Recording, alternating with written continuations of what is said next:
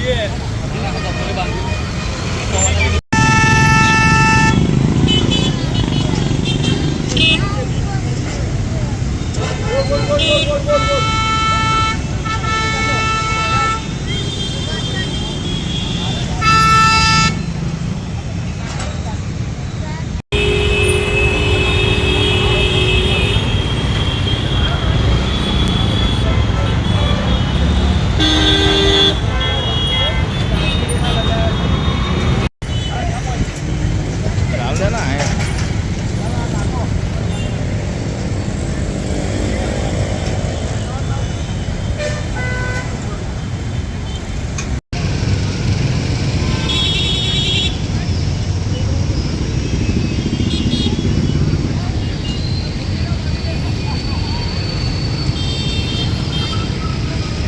શું કહેશો, શું કોલ મળવામાં આવ્યો હતો ને શું ઘટના બની? ફાયર કંટ્રોલમાં કોલ મળ્યો હતો.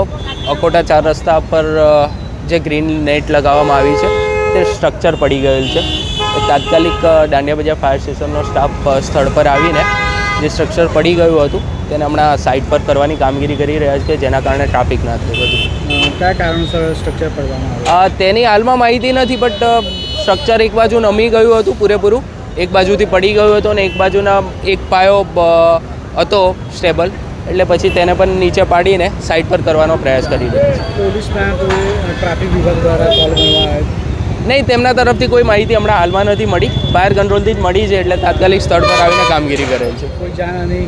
ના, તેવી કોઈ માહિતી નથી. સ્થળ પર પહોંચ્યા ત્યારે કોઈ પણ ગાડી કે કોઈ વ્યક્તિને ઈજા નહોતી પહોંચી અને સ્ટ્રક્ચર હતું જે જગ્યા પર તેની બાજુમાંથી જે ટ્રાફિક હતું એ ડાયવર્ટ કરવામાં આવ્યું. કેટલી ટીમ છે ને કેટલું કામગીરી કરે? હાલમાં દાંડિયા બજારની એક ટીમ છે ને કામગીરી કરી રહ્યા છે સ્ટ્રક્ચરને સાઇડ પર હટાવવાની.